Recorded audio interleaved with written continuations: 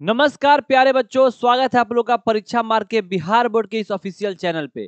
आज के इस वीडियो में हम लोग बिहार बोर्ड मैट्रिक परीक्षा 2026 में साइंस से पूछे जाने वाले एमसीक्यू प्रश्नों पे विचार करेंगे। उससे पहले हम आपको इसके सब्जेक्टिव थ्योरी को एक बार रिकॉल करवाएंगे और उसी के साथ हम इसका एमसीक्यू प्रैक्टिस भी करेंगे।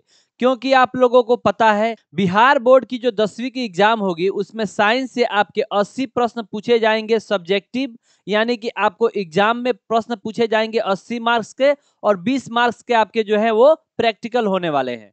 जो 80 मार्क्स के प्रश्न होंगे उसमें से आपको 40 मार्क्स के एमसीक्यू यानी कि ऑब्जेक्टिव देखने को मिलेंगे, जिसमें प्रश्नों की संख्या 80 होगी। उसमें से 40 प्रश्नों का आपको जवाब देना होगा और जो 40 प्रश्न बच जाएंगे उनको आपको छोड़ देना होगा। यानी 80 एमसीक्यू में से आपको केवल 40 एमसीक्यू को हल करना है और उन्हीं 40 ऑब्जेक्टिव को सॉल्व करके आपको 40 मार्क्स मिलने वाले हैं। उसके बाद जो 40 मार्क्स के जो आपके सब्जेक्टिव होंगे वहां से आपको डिस्क्रिप्टिव यानी कि लिख के आंसर देना होता है। तो आपको हम बता दें, ये जो सीरीज हम लोग करने वाले हैं आपके 40 मार्क्स के जो एमसीक्यू होने वाले हैं, जहां पे 80 ऑब्जेक्टिव आपको देखने को मिलेंगे, वो आपके 100% यहां से कवर हो जाएंगे। साथ ही आपके जो अति लघु उत्तरीय प्रश्न होंगे और लघु उत्तरीय प्रश्न होंगे वो भी इसी के माध्यम से कवर हो जाएंगे। कैसे?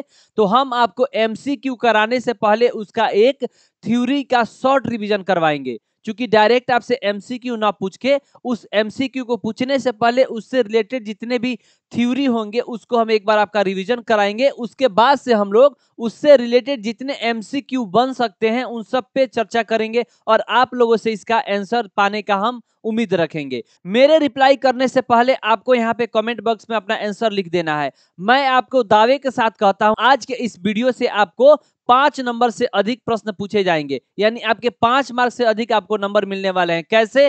तो आपको यहाँ ऑब्जेक्टिव के माध्यम से 3 से अधिक नंबर आपको मिलने वाले हैं। अति लघु उत्तरीय और लघु उत्तरीय प्रश्नों का भी जवाब आप आसानी से दे पाइएगा, क्योंकि मैं यहाँ पे आपको पोषण से संबंधित जितने भी थ्योरी हैं उसको शॉर्ट तरीके से कराने वाला हूं, बिल्कुल कम समय में। तो आप लोग इस वीडियो को पूरा देखिएगा, 100% आपको यहाँ से लाभ मिलने वाला है। ये जो आपका विज्ञान का चैप्टर 6 का जैव प्रक्रम है, वहां से हम एक टॉपिक लेके आए हैं जिसका नाम है पोषण। इसमें पोषण से संबंधित जितने भी चीजें होंगी सब हम एक एक करके आपको बताएंगे, फिर हम इस पे आपको एमसीक्यू भी करवाने वाले हैं। तो चलिए, पोषण का मतलब क्या होता है? पोषण वह प्रक्रिया है जिसके द्वारा शरीर भोजन और अन्य पदार्थों को ग्रहण करता है और उनका उपयोग ऊर्जा और विकास के लिए करता है। तो पोषण से आशा यही है कि हम भोजन प्राप्त करके उनसे जो भी ऊर्जा मिले, न्यूट्रिशन मिले, पोषक तत्व मिले, उनसे शरीर का विकास करें, यही पोषण कहलाता है। इसमें विभिन्न पोषक तत्वों जैसे कि प्रोटीन, कार्बोहाइड्रेट, वसा, विटामिन और खनिजों को प्राप्त करना होता है,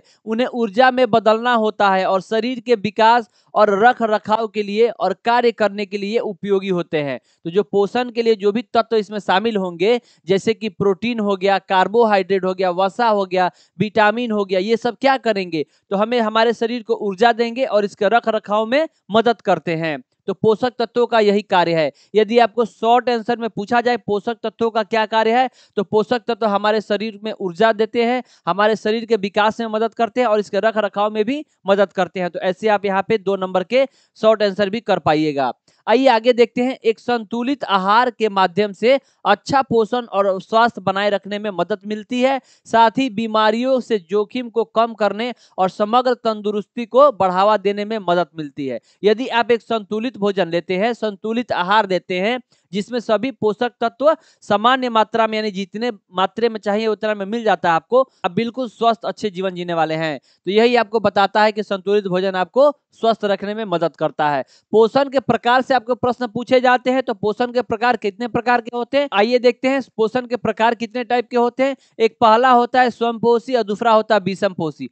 स्वयंपोषी यानी कि ऑटोट्रॉपिक न्यूट्रिशन क्या होता है इसके बारे में देखते हैं। तो जीव इसमें अपना भोजन स्वयं सरल अकार्बनिक पदार्थों यानी कि CO2 और जल से और प्रकाश संश्लेषण आदि चीजों की क्रिया द्वारा तैयार कर लेते हैं। यानी जब पेड़ पौधे हो या जो भी जीव जंतु हो अपना भोजन खुद तैयार कर ले तो उसको बोलते हैं स्वयंपोषी। इसके लिए क्लोरोफिल की आवश्यकता पड़ती है, सूर्य के प्रकाश की आवश्यकता पड़ती है और कार्बन डाइऑक्साइड की आवश्यकता पड़ती है। उदाहरण के लिए हरे पेड़ पौधे जो अपना भोजन खुद बना लेते हैं, कुछ प्रोटिस्टा भी होते हैं जो कि अपना भोजन खुद बनाते हैं, वो हरे रंग के होते हैं, और प्रोकैरियोटिक्स जो कि एक कोशिकीय जीव होते हैं वो भी अपना भोजन मैक्सिमम ज्यादा बना लेते हैं, उनको प्रोकैरियोटिक्स भी बोल सकते हैं। प्रकाश संश्लेषण से भी आपको प्रश्न बहुत ज्यादा देखने को मिलते हैं मैट्रिक में। प्रकाश संश्लेषण के बारे में देखेंगे तो प्रकाश संश्लेषण के मुख्य उत्पादक यानी कि ग्लूकोज होता है। भोजन करने का हम लोग का मुख्य उद्देश्य ये होता है कि हम लोग को ग्लूकोज का प्राप्ति हो।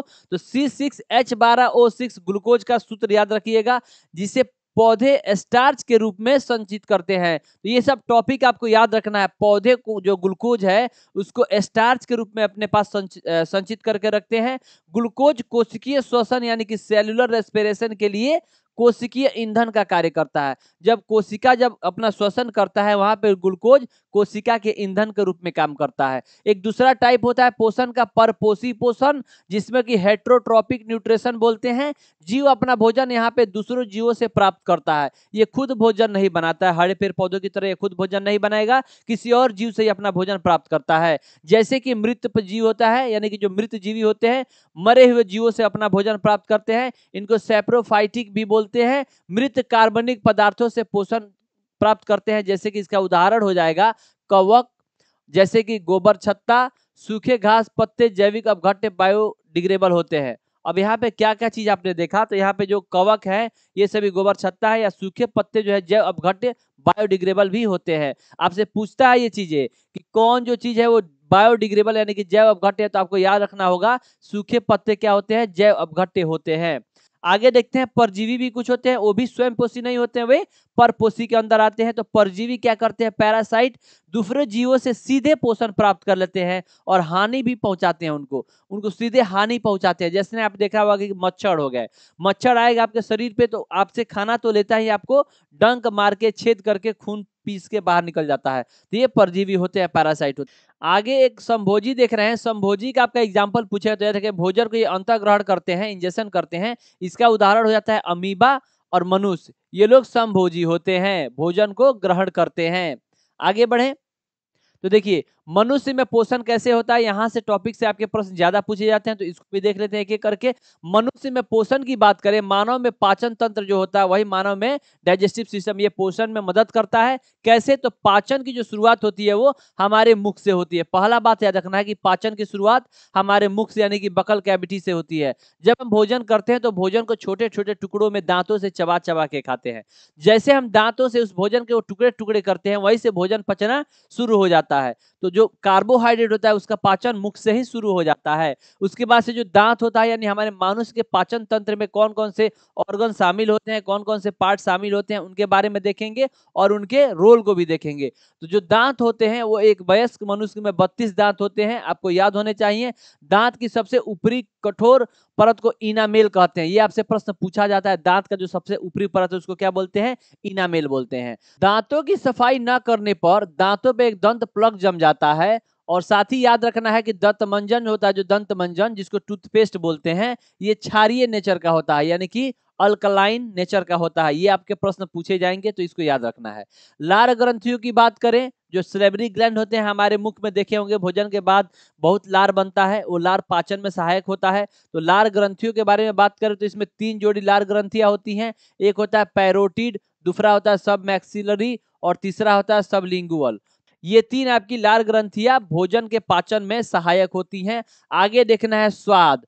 स्वाद हमको कैसे पता चलता है, तो स्वाद जो कलिकाएं होती है जिनको टेस्ट बर्ड्स बोलते हैं, इन्हीं की मदद से हमको स्वाद के बारे में पता चलता है कि स्वाद कैसा है, कड़वा है, मीठा है, नमकीन है या स्वादहीन है। तो ये जीभ के अलग अलग पार्ट पे टेस्ट बर्ड्स पाए जाते हैं। तो जीभ के बारे में आपने पढ़ा होगा तो पता होगा, नहीं पढ़ा होगा तो आपको डिस्क्रिप्टिव यानी कि आपको जब डिस्क्रिप्टिव पढ़ाएंगे, सब्जेक्टिव पढ़ाएंगे, वहां पे आपको बताएंगे कि जीभ के अलग अलग पार्ट पे कहाँ पे जो है मीठा लगेगा, कड़वा लगेगा, कहाँ पे खट्टा लगेगा, इस सब की चर्चा हम आपको सब्जेक्टिव में करेंगे। अभी ऑब्जेक्टिव हमारा ध्येय है आपको आधे नंबर यानी 50% मार्क्स दिलवाना, मेरा यहाँ पे उद्देश्य है। और 100% आपको 50% मार्क्स आपको यहाँ पे दिलवाएंगे हम ऑब्जेक्टिव के माध्यम से। आगे बढ़ते हैं, ग्रसनी देखेंगे, फेरिंग्स देखेंगे। तो मुख गुहा का पिछला भाग जहां एपिग्लॉटिस होता है उसके ढक्कन के नीचे श्वास नली भी देखने को मिलता है, ट्रैकिया, और भोजन जाने वाले उसको रोकता भी है। तो ये सभी चीजें जो है आप लोग पढ़े होंगे। तो अब देखिए डायग्राम बना के आपको समझाने का मेरे पास समय नहीं है। हम चाहते हैं, आए थे यहाँ पे आपको ऑब्जेक्टिव करवाने, तो इन सभी की चर्चा हम डिटेल्स में करेंगे। लेकिन अभी हम जो है ऑब्जेक्टिव के ध्येय से पढ़ रहे हैं, तो हर एक चीजों को देख लेंगे क्या क्या आपके इस टर्म में पढ़ने हैं। तो एक ग्रसनी जान लीजिए, फेरिक्स, ये क्या होता है, मुख गुहा का पिछला भाग होता है ग्रसनी। और यहाँ एक एपिग्लॉटिस होता है, वो क्या करता है, एपिग्लॉटिस नामक जो ढक्कन होता है वो श्वास नली को भोजन जाने से रोकने के लिए उसको ढक देता है, श्वास नली के ऊपर रहता है। वो जब भी हम भोजन करते हैं तो श्वास नली में भोजन न चल जाए, इसलिए वो एपिग्लॉटिस उसको कवर कर लेता है। ग्रसनी एक छिद्र निगल द्वार यानी कि गलट के द्वारा ग्रास नली यानी कि ईसोफेगस से जुड़ा रहता है। तो ग्रसनी जो है किससे जुड़ा रहता है, तो गलट के द्वारा ईसोफेगस से जुड़ा रहता है। फिर आपको ग्रास नली की बात करें, ईसोफेगस की बात करें, तो इसमें क्रमानुकुंचन गति पाई जाती है, यानी कि पेरिस्टालसिस मोमेंट पाया जाता है। यानी आप देखे होंगे ऐसे गति जो होता है ना, एक बार ये खुलेगा फिर चिपटा होगा, खुलेगा, ऐसे आपने देखा होगा जो पानी का वेव होता है अप डाउन, ऐसे ये एक बार क्रमानुकुंचन की गति होती है, जिसके द्वारा भोजन नीचे की ओर धकेला जाता है। तो ग्रास नली में जो गति होती है कैसी होती है, क्रमानुकुंचन गति याद रखिएगा या पेरिस्टालसिस मूवमेंट याद रखिएगा। कोई भी गति आपको एक बार याद रखना आवश्यक है। फिर आगे बढ़ेंगे, मनुष्य में पोषण की बात करेंगे तो आगे क्या होता है, अमाशय होता है, भोजन अब वहां से अमाशय में जाएगा। अमाशय की भीतरी दीवार स्तंभाकार एपिथेलियम से बनी होती है। तो ये आपका जो भीतरी दीवार है उसको याद रखना किसकी बनी होती है, तो स्तंभाकार यानी कि कॉलुमनर एपिथेलियम से बनी होती है, जिसमें जठर ग्रंथि यानी कि गैस्ट्रिक ग्लैंड पाई जाती है। तो ये सभी चीजें आपको यहाँ पे कॉलुमनर एपिथेलियम है ना, याद रखिएगा, ये अमाशय की आंतरिक दीवार इसी की बनी होती है। जठर ग्रंथियों से जठर रस निकलता है, गैस्ट्रिक जूस स्रावित होता है, जिसमें हाइड्रोक्लोरिक अम्ल यानी HCl पाया जाता है, म्यूकस पाया जाता है और पेप्सिनोज पाया जाता है जो निष्क्रिय अवस्था में रहता है। पीत इसमें नहीं पाया जाता है, जो बाइल होता है ये आपके अमाशय में नहीं पाया जाता है। हाइड्रोक्लोरिक का अधिक स्राव क्या करेगा, पेप्टिक अल्सर का कारण बन जाता है, इसलिए आपको खाली पेट ज्यादा देर तक नहीं रहना चाहिए। भोजन के प्रोटीन का आंशिक पाचन यहीं से होना शुरू होता है, यानी कि अमाशय से ही भोजन का आंशिक पाचन यहाँ से शुरू हो जाता है। छोटी आंत की बात करें तो छोटी आंत यानी स्मॉल इंटेस्टाइन आहार नाल का सबसे लंबा भाग है, इसकी लंबाई लगभग 8 से 10 मीटर होती है। तो पूरे आहार नाल में सबसे लंबा भाग छोटी आंत का होता है, नाम है छोटी आंत, लंबा है सबसे ज्यादा, 8 से 10 मीटर का होता है। शाकाहारियों में यह और अधिक लंबा होता है, मांसाहारियों की अपेक्षा शाकाहारी में और ज्यादा लंबा होता है। छोटी आंत की जो बात करें तो इसमें भागों की संख्या 3 होती है, एक होता है ड्यूडेनम, दूसरा होता है जेजुनम और तीसरा होता है इलियम। छोटी आंत के 3 भाग है, एक ग्रहणी है, एक मध्यांत्र है और एक है शेषांत्र। अंग्रेजी में याद रखिए आसान रहेगा, ड्यूडेनम, जेजुनम, इलियम। कोलोन यानी इसका एक भाग नहीं होता है, कोलोन किसका भाग होता है, तो बड़ी आंत का भाग रहता है। तो ये भी याद रखना कि कोलोन किसका भाग होता है, तो बड़ी आंत का भाग होता है। अब देखिए ड्यूडेनम की बात करें, तीनों में ड्यूडेनम यह यकृत और अग्नाशय से स्राव प्राप्त करता है। जो लीवर और पेनक्रियाज है उसके जो भी सेक्रेशन होते हैं वो किसमें मिलते हैं, ड्यूडेनम में आके स्रावित होते हैं। उसके आगे देखेंगे तो लीवर के बारे में बात करें तो लीवर का चर्चा हुआ, तो लीवर के बारे में देख लेते हैं। लीवर जो है बाइल जूस स्रावित करता है, जो वसा का इमल्सिफिकेशन करता है, यानी कि वसा का पायसीकरण करता है। अग्नाशय क्या है, तो अग्नाशय जो है पेनक्रिया, जो अग्नाशय रस यानी कि पेनक्रियाटिक जूस का स्रावन करता है। एक एक चीज को याद रखिएगा, सब आपके एमसीक्यू में पूछे जाएंगे। रसांकुर यानी विलाई का क्या काम है, तो अवशोषण का काम करते हैं, एब्जॉर्प्शन का काम करता है। ये विलाई आपके जो छोटी आंत के क्षेत्र है वहां पे जो है अवशोषण का जो एरिया बढ़ा देता है, क्षेत्रफल बढ़ा देता है। ठीक है, आगे बढ़ते हैं। पूर्ण पाचन के बाद भोजन चाइल कहलाता है, यानी भोजन जब पूरी तरह से पच जाएगा तो उसको चाइल करके एक टर्म से बोला जाता है। बड़ी आंत की बात करें तो बड़ी आंत लार्ज इंटेस्टाइन यह अवशोषण का मेन काम करता है। यहाँ पे जो भोजन के पाचन के बाद उसमें जो अतिरिक्त पानी होता है, वाटर होता है, उसको एब्जॉर्ब कर लिया जाता है। तो जल और खनिजों का अवशोषण मुख्यतः कोलोन के द्वारा होता है। बड़ी आंत का एक पार्ट होता है कोलोन, कोलोन के भी 3 पार्ट होते हैं, लेकिन अभी आपको कोलोन याद रखना है। अवशेषीय एक अंग होता है जिसको वेस्टिबुलर ऑर्गन कहते हैं, ये भी कोलोन में एक पाया जाता है, जिसका नाम क्या होता है, अपेंडिक्स होता है। अपेंडिक्स एक अवशेषीय अंग होता है जो कि बड़ी आंत में सीकम से जुड़ा हुआ रहता है। तो ये एक अवशेषीय अंग है। कभी कभी आपने सुना होगा कि अपेंडिक्स फट जाने से किसी की मृत्यु हो गई, तो ये अवशेषीय अंग है, इसका ऑपरेशन करके इसको ऑपरेट करके बाहर भी निकाल दिया जाता है। आहार नाल की कुल लंबाई की बात करें तो लगभग 8 से 10 मीटर होता है। आगे कुछ सूक्ष्म जीवों के पोषण के बारे में देखना, जैसे कि अमीबा हो गया। अमीबा अपना भोजन कैसे प्राप्त करता है, याद रखिए, तो ये कूटपाथ की सहायता से भोजन को अंतःग्रहण यानी कि खाता है, प्राप्त करता है। पाचन छोटी आंत में होता है, इनका जो पाचन होता है वो छोटी आंत में होता है। पोषण की प्रक्रियाओं की बात करें, ये कुछ बातें हैं जो जानना जरूरी होता है। पोषण की प्रक्रिया क्या होता है, तो अंतःग्रहण, पाचन, अवशोषण, स्वांगीकरण और बहिष्करण। यानी कि आपको भोजन को पहले अंदर ग्रहण करना है, अंतःग्रहण करना है, फिर उसका पाचन होगा। पाचन के बाद जो पोषक पदार्थ है उनका अवशोषण होगा, फिर उस अवशोषण से पूरे बॉडी में उसको लगेगा, यानी कि स्वांगीकरण होगा, उसका यूज होगा, और बाद में यूज के बाद उसको बहिष्करण किया जाएगा, यानी कि उसको शरीर से बाहर मल मूत्र के माध्यम से बाहर कर दिया जाएगा। अब उसके बाद से जो बाहर हो गया उसका भी अपघटन होता है। तो अपघटन क्या होता है, डिकम्पोजिशन क्या होता है, तो इसमें शामिल नहीं होता है। अब भोजन ये पाचन में, हमारे जो पाचन की प्रक्रिया, पोषण की प्रक्रिया में अपघटन शामिल नहीं है। ये अपघटन अलग की प्रक्रिया है, जहाँ पे जो वेस्ट पदार्थ है उसका अपघटन अलग तरीके से होता है। पैरामीशियम की बात करें तो पैरामीशियम अपना भोजन कैसे ग्रहण करता है, तो ये कोशिका मुख यानी कि साइटोटोम द्वारा भोजन को ग्रहण करता है। ठीक है, इसके पास कोशिका मुख होता है, उसी से अपना भोजन ग्रहण करता है पैरामीशियम। आकार इसका चप्पल के आकार का होता है, मनुष्य जो चप्पल पहनता है वैसे इसका आकार होता है पैरामीशियम। पैर, पैर से मिस देंगे, पैरामीशियम तो चप्पल के आकार का ये होता है, याद रखेंगे। कुछ और महत्वपूर्ण एंजाइम है जो पाचन में मदद करते हैं, पाचन के बाद ही तो पोषण हमको मिलेगा संपूर्ण। तो याद रखेंगे उन महत्वपूर्ण एंजाइम्स को, जैसे कि एक एंजाइम है और उसके क्या कार्य हैं वो देखेंगे। तो एमाइलेज है, एमाइलेज जो एंजाइम है वो कार्बोहाइड्रेट को, स्टार्च को पाचन करने में मदद करता है, और मुख के लार में और अग्नाशय दोनों जगह ये देखने को मिलता है। तो एमाइलेज जो है कार्बोहाइड्रेट यानी स्टार्च का पाचन करता है, और मुख और अग्नाशय दोनों जगह से स्रावित होता है। पेप्सिन की बात करते हैं, प्रोटीन का पाचन करता है और ये भी अमाशय से स्रावित होता है। ट्रिप्सिन जो होता है वो प्रोटीन का ये भी पाचन करता है, लेकिन ये अग्नाशय से स्रावित होता है। लाइपेज जो है वो वसा को वसा अम्ल प्लस ग्लिसरॉल में बदल देता है, और ये भी अग्नाशय से स्रावित होता है। तो हमने इतने एंजाइम देखे, उनके कार्यों को देखा, उनके स्राव स्थलों को देखा, तो यहाँ से आपके प्रश्न पूछे जाते हैं, इनको याद करिएगा, ये बहुत ही महत्वपूर्ण है। क्या क्या हमने पढ़ा, हमने पढ़ा एमाइलेज, इसका कार्य है कार्बोहाइड्रेट का पाचन करना, और ये मुख और अग्नाशय दोनों जगह से स्रावित होते हैं। पेप्सिन जो होता है वो प्रोटीन का पाचन करता है, और ये अमाशय से स्रावित होता है। ट्रिप्सिन भी प्रोटीन का पाचन करता है, लेकिन ये अग्नाशय से स्रावित होने वाला एंजाइम है। लाइपेज है वो वसा को वसा अम्ल प्लस ग्लिसरॉल में बदल देगा, और ये अग्नाशय से स्रावित होता है। तो हमने इतने जो है एंजाइम और उनके स्राव स्थल को देखा। अब कुछ महत्वपूर्ण चीजें हैं जो हम लोग को जानना जरूरी है, यहाँ से प्रश्न पूछे जाएंगे। आइए कुछ महत्वपूर्ण अन्य तथ्यों के बारे में जान लेते हैं इस चैप्टर से संबंधित। जैसे कि उभयलिंगी जंतु की बात करें तो वो केचुआ हो जाता है। भोजन का पाचन एक उपापचय प्रक्रिया होता है, ये विघटन प्रक्रिया होता है, कैटाबोलिक रिएक्शन कहलाता है। यानी जो भोजन पाचन होता है एक उपचयन की अभिक्रिया है या विघटन की अभिक्रिया है, जिसमें ये कैटाबोलिक रिएक्शन भी इसको बोलते हैं। तो भोजन का पाचन कैटाबोलिक रिएक्शन भी कहा जाता है। दूध से दही बनना किस प्रकार का है, तो एक किण्वन विधि द्वारा संपन्न होता है।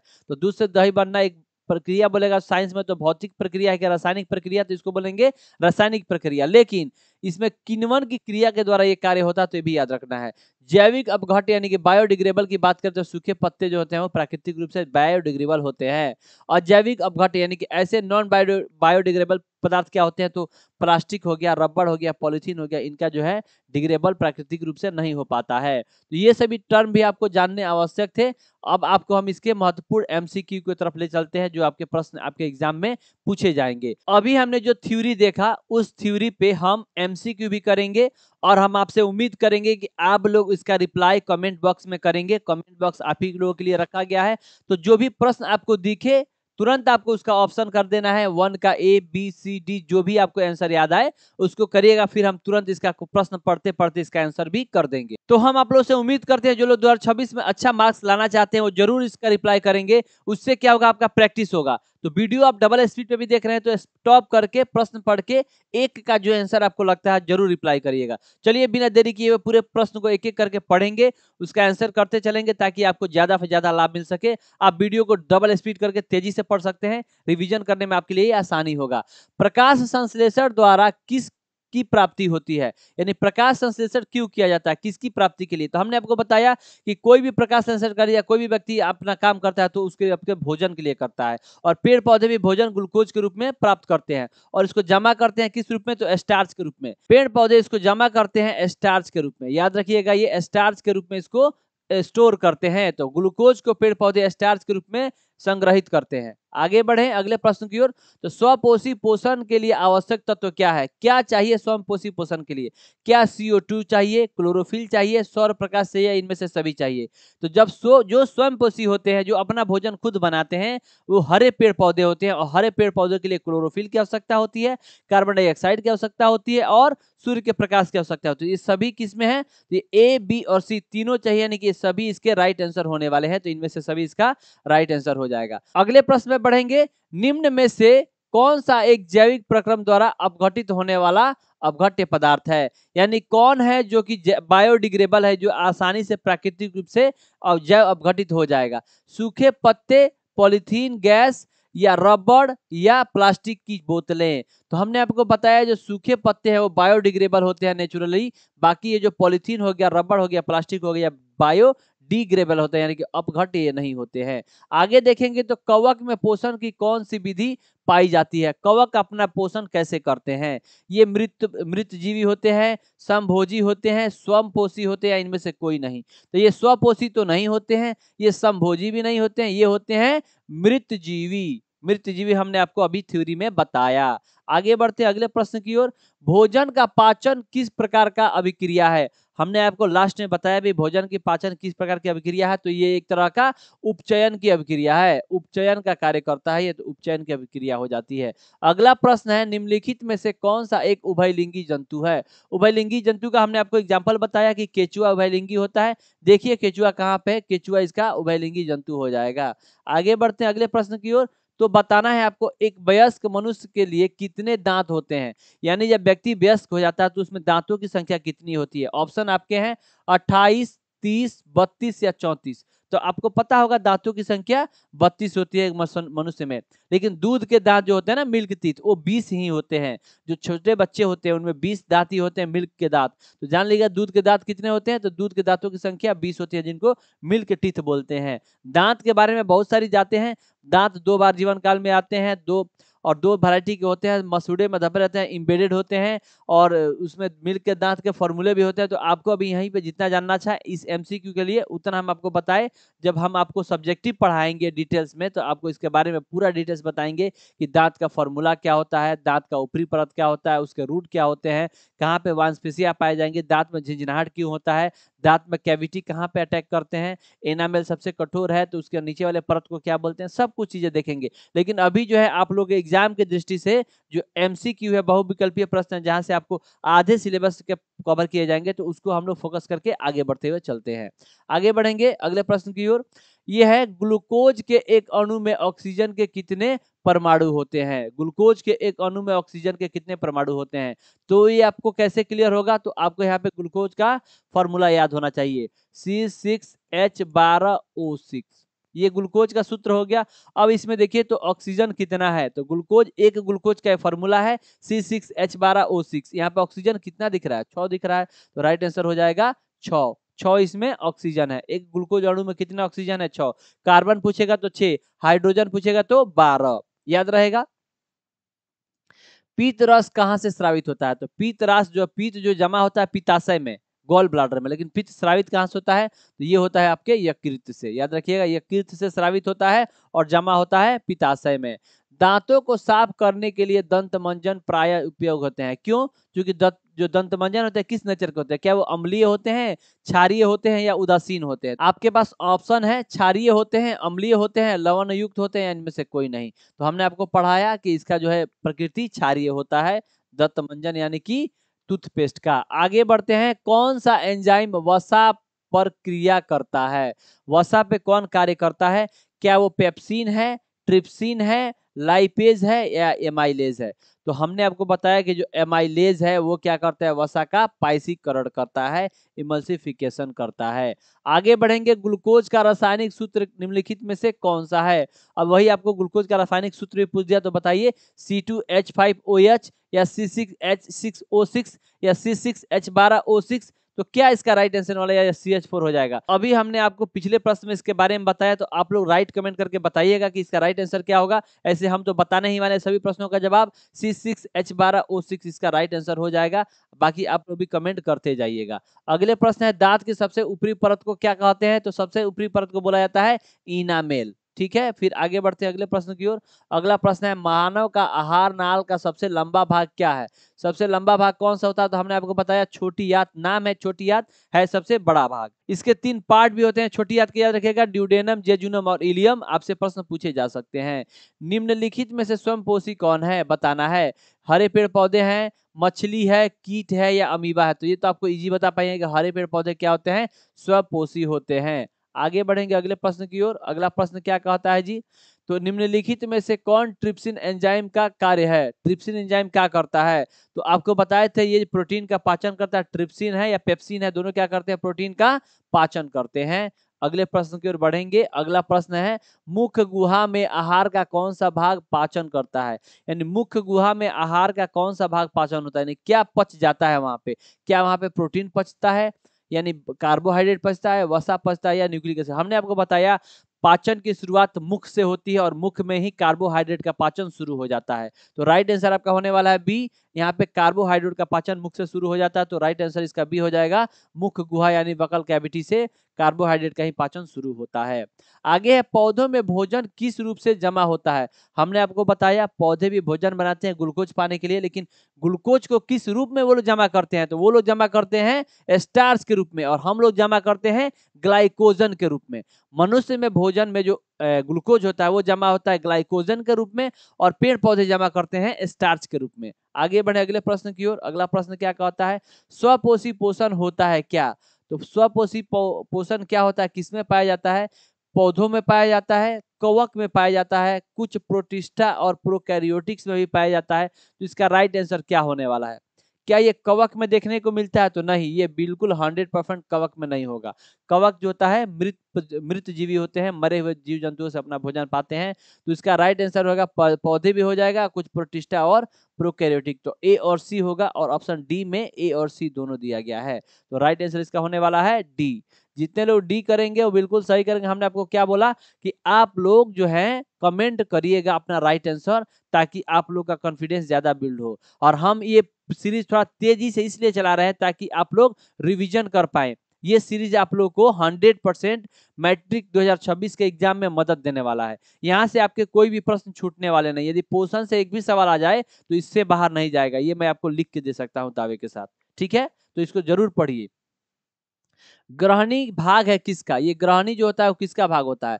बड़ी आंत का, छोटी आंत का, मुख्य गुहा का या अमाशय का? तो ये होता है छोटी आंत का भाग होता है ग्रहणी। यानी आपको हमने इसका अंग्रेजी में नाम बताया कि ड्यूडेनम, जेजुनम, इलियम। तो यहाँ पे ड्यूडेनम याद रखिएगा, ग्रहणी ये आपका छोटी आंत का भाग होता है, ग्रहणी यानी ड्यूडेनम। आगे बोलेंगे परिशेषिका। परिशेषिका किसका हिस्सा है? तो परिशेषिका भी आहार नाल का हिस्सा होता है, परिशेषिका। आगे बढ़े। गोबर छत्ता क्या है? क्या ये मृत जीवी है, परजीवी है, स्वपोषी है या एक शैवाल है? तो ये तो स्वपोषी होगा नहीं, शैवाल भी नहीं है, परजीवी नहीं है, ये मृत जीवी है। कवक और जो गोबर छत्ता है ये मृत जीवी होते हैं। दूध से दही बनने में निम्नलिखित में से कौन सी अभिक्रिया होती है? देखिए, भौतिक और रासायनिक में पूछे तो ये एक तरह रासायनिक प्रक्रिया हो जाएगी, लेकिन उसके अलावा अपघटन है, किण्वन है, उत्सर्जन है और प्रकाश संश्लेषण है। तो इसका राइट आंसर होगा किण्वन। किण्वन की प्रक्रिया होती है दूध से दही जमने के दौरान। आगे बढ़ेंगे। कोशिकीय ईंधन के रूप में किसका प्रयोग होता है, या कौन सा कोशिकीय ईंधन कहलाता है? तो हमने बताया जो ग्लूकोज का निर्माण होता है वो कोशिका के श्वसन ईंधन के रूप में कार्य होता है। जो कोशिकीय ईंधन है वो कौन कहलाता है? तो ग्लूकोज ही होता है जो कोशिकीय ईंधन कहा जाता है। आगे बढ़ेंगे अगले प्रश्न की ओर। क्रमानुकुंचन की गति कहाँ पाई जाती है? तो जब भोजन जो हमारे ग्रसनली से यानी ग्रास नली से नीचे जाता है तो इसमें कौन सी गति पाई जाती है? तो वहां पे पाया जाता है ग्रास नली में क्रमानुकुंचन की गति पाई जाती है। तो राइट आंसर होने वाला है ग्रास नली। आगे बढ़ेंगे अगले प्रश्न। तो पेप्टिक अल्सर हो सकता है। पेप्टिक अल्सर कब होता है? जब ज्यादा देर तक खाली पेट रहते हैं, हम लोग टाइम से भोजन नहीं करते हैं, तब जो होता है HCl का स्राव ज्यादा हो जाएगा और हमारे पेट में पेप्टिक अल्सर होने का खतरा बढ़ जाता है। तो लंबे समय तक जब आप भूखे रहिएगा तो आपके पेट में किसका स्राव ज्यादा हो जाएगा? HCl यानी हाइड्रोक्लोरिक अम्ल का, और जिसके कारण आपको पेप्टिक अल्सर हो सकता है। तो HCl के ज्यादा स्राव से पेप्टिक अल्सर हो जाता है। क्षुद्रांत में स्थिर रसांकुर का मुख्य कार्य क्या है? तो जो छोटी आंत होता है उसके अंदर जो विलाई विलाई जो विली विली होते हैं उनका काम होता है अवशोषण के क्षेत्र को बढ़ा देना। तो देखना इसमें आंसर कहाँ पे, अवशोषण के क्षेत्र को बढ़ा देना। ठीक है, यहाँ पे अवशोषण का का जो सतही क्षेत्रफल है उसको बढ़ाने का कार्य करते हैं क्षुद्रांत के अंदर स्थित रसांकुर। आगे बढ़ते हैं, अगले प्रश्न पे चलेंगे। मुख गुहा का पिछला भाग क्या कहलाता है? तो मुख गुहा का पिछला भाग ग्रसनी कहलाता है। आगे बढ़ेंगे, छोटे छोटे प्रश्न हैं, आप लोग भी जवाब देते जाइएगा। निम्न में से कौन सा मनुष्य के आहार नाल में एक अवशेषी अंग है? एक अवशेषी अंग जो हमारे बड़ी आंत के पास पाया जाता है, जिसको हम लोग क्या बोलते हैं? तो उसको बोलते हैं अपेंडिक्स। अपेंडिक्स जो होता है वो सीकम के पास पाया जाता है, ये एक अवशेषी अंग होता है, वेस्टिबुलर ऑर्गन होता है। शाकाहारी जीवों में छोटी आंत की लंबाई कितनी होती है? तो छोटी आंत की लंबाई जो होती है वो मांसाहारियों की तुलना में थोड़ा बड़ी होती है, तो याद रखना है थोड़ा अधिक लंबा होता है। मांसाहारियों की तुलना में शाकाहारियों में इसकी लंबाई थोड़ा अधिक होती है, या केवल शाकाहारी में कितनी होती है? तो थोड़ा लंबा होता है।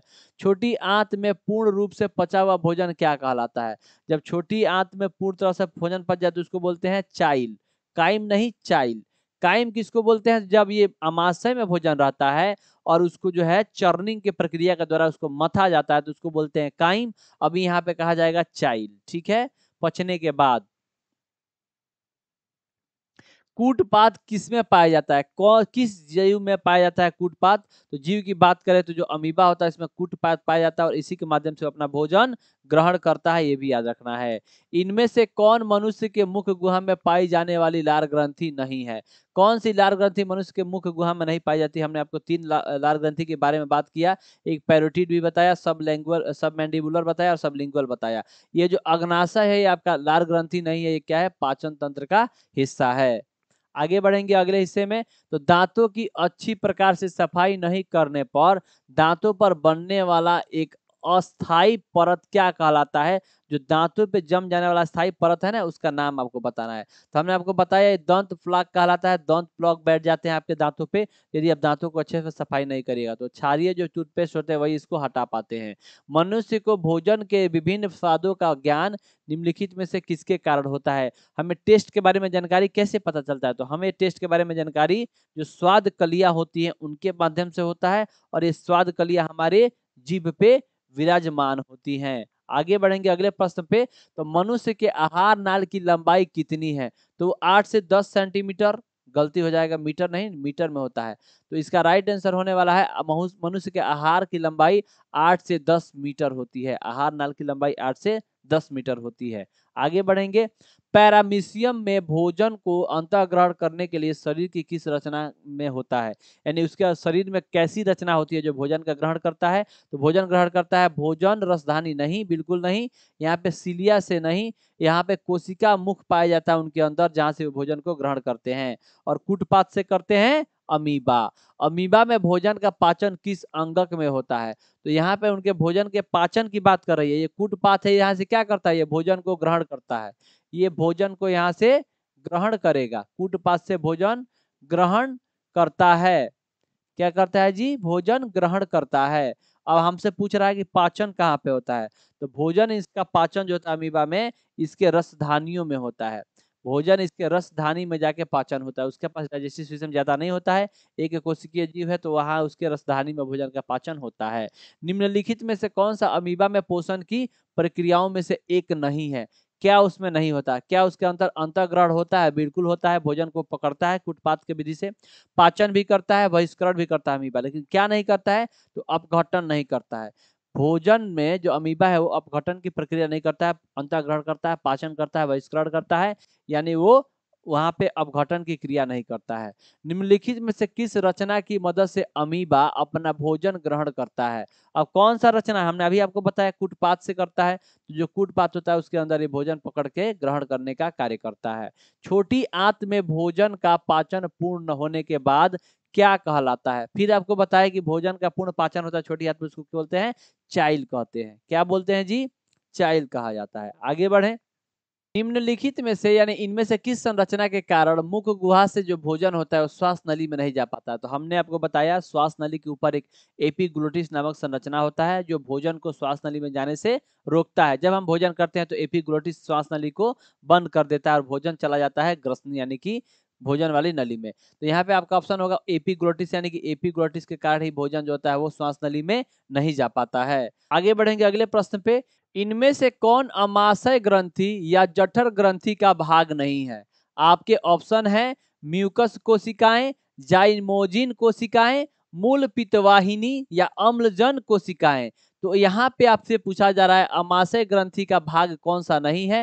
तो म्यूकस कोशिकाएं होती हैं इसका भाग, जाइमोजिन कोशिकाएं भी होती हैं और यहाँ पे अम्लजन कोशिकाएं भी होती हैं। ये जो मूल पित्तवाहिनी होती है वो आपके अमाशयी ग्रंथि नहीं होती, यानी यहाँ पे आपको बाइल का सेक्रेशन नहीं होता। हमने आपको वहीं पे बताया कि यहाँ पे पित्त किसी प्रकार का स्रावित नहीं करता है। आगे बढ़ते हैं अगले प्रश्न में। तो मनुष्य में पाचन की क्रिया का प्रारंभ कहाँ से होता है? तो मुख गुहा यानी मुख से होता है। यहाँ पे कार्बोहाइड्रेट का पाचन शुरू हो जाता है, मुख गुहा से ही कार्बोहाइड्रेट का पाचन शुरू हो जाता है। तो इसका राइट आंसर होने वाला ए, मुख गुहा। इनमें से कौन एक अवशेषी अंग है? अवशेषी अंग के बारे में हमने आपको बताया था कि यहाँ पे क्या हो जाएगा, अपेंडिक्स। कहाँ पे होता है? तो बड़ी आंत में ये पाया जाता है। अगला प्रश्न है इनमें से कौन मनुष्य के छोटी आंत का भाग नहीं है? छोटी आंत के बारे में क्या बताए? ड्यूडेनम, जेजूनम और इलियम। इनमें से आपको कौन सा ऑप्शन नहीं होने वाला है?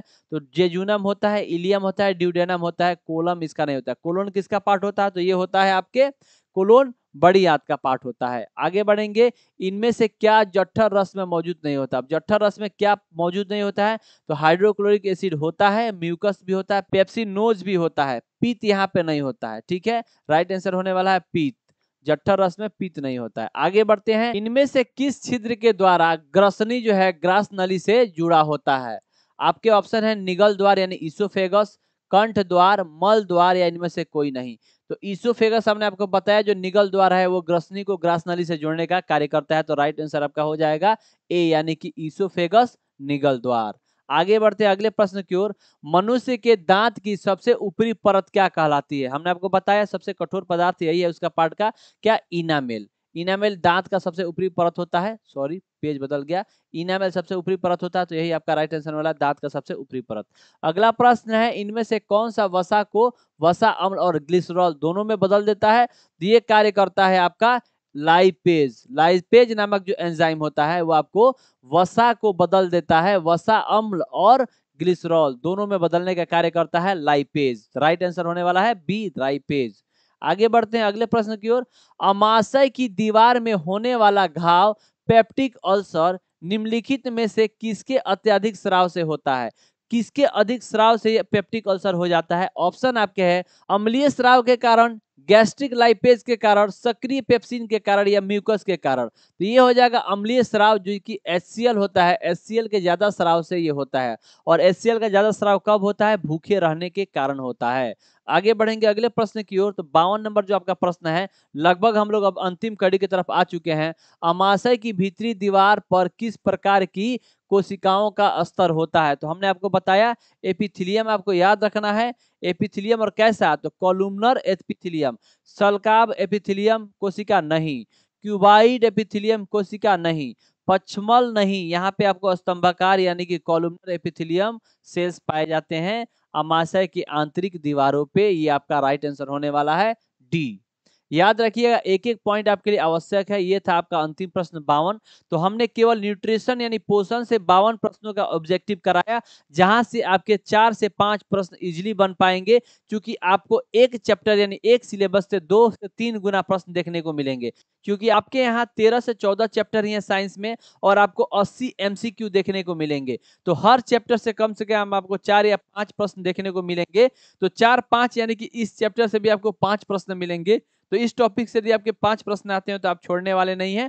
100% बनाइएगा। तो आप एक बार थ्योरी को देखिएगा, फिर MCQ को देखिएगा, 100% आपके सवाल बनेंगे। इसको डबल स्पीड में कर करके कई बार देखिएगा, आपका रिवीजन होते जाएगा। तो चलिए अगले चैप्टर के साथ, अगले टॉपिक के साथ हम फिर मिलेंगे इसी चैनल पे। तो आप चैनल पर नए हैं तो चैनल को सब्सक्राइब करिएगा, ताकि आपको ऑब्जेक्टिव के सारे प्रश्न इस चैनल पे करवा देंगे एग्जाम से पहले। तो आप इस चैनल को सब्सक्राइब कर लीजिएगा, बेल आइकन को दबा दीजिएगा, ताकि आपको ये चैनल पे जो भी अपडेट आए नोटिफिकेशन आपको मिलता रहे। और इस वीडियो को लाइक भी करिएगा यदि अच्छा लगे तो। और आप जो भी प्रश्न कर रहे थे ना, उसका आंसर जरूर साथ में करिएगा। हम बहुत जल्द आपका जो है शाम के टाइम में इसका MCQ सीरीज जो हम करा रहे हैं आपके साथ लाइव सेशन करेंगे, ताकि आप लोग रिप्लाई करिएगा, उसका आंसर हम देखते चलेंगे और आप लोग और ज्यादा इंटरेस्ट आएगा। तो ये रिकॉर्डेड फॉर्मेट आपको 2 से 4 दिन तक ही मिलेंगे। उसके बाद को आपको शाम को जो है लाइव जो टाइम शेड्यूल होगा उसके हिसाब से आपको लाइव क्लासेज मिलेंगे, जहां पे आप लोग का सारे डाउट भी सामने पूछे जाएंगे और क्लियर किए जाएंगे। तो चलिए मिलेंगे अगले टॉपिक के साथ, तब तक के लिए दीजिए इजाजत। जय हिंद।